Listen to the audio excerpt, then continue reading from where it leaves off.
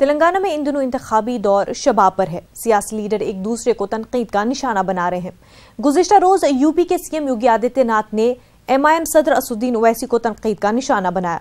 उन्होंने कहा कि अगर बीजेपी तेलंगाना में इक़्तिदार में आती है तो असदुद्दीन ओवैसी को तेलंगाना से फरार होना पड़ेगा, जिस तरह से निजाम को हैदराबाद से जाना पड़ा था।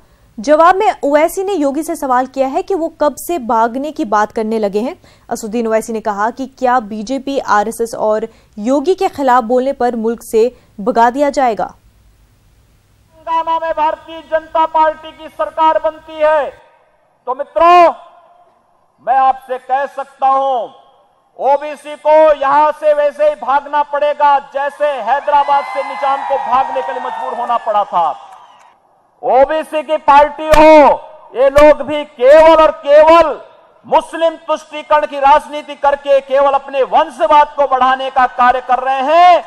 इनको भारत की भावनाओं का कोई किसी प्रकार से इन्हें उनके बारे में इनके मन में कोई भाव नहीं।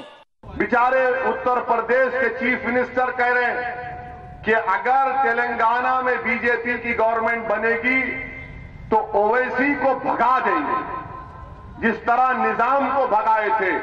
मैं इनको ये पूछ रहा हूं, ये भगाना, ये भगोड़ों की बात तुम कब से कर रहे हो?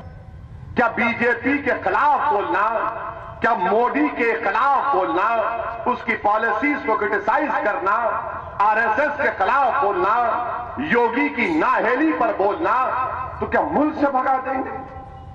सबसे पहली बात, आप तारीख को जानते ही नहीं है, हिस्ट्री में जीरो है आप। अगर पढ़ना नहीं आता, थम्स अप है तो पढ़ने वाले को पूछो। अगर आप थम्स अप है मुझे मालूम है, अगर आप पढ़ते तो मालूम होता कि निजाम हैदराबाद छोड़ के नहीं गए, राज प्रमुख उनको बनाया गया था।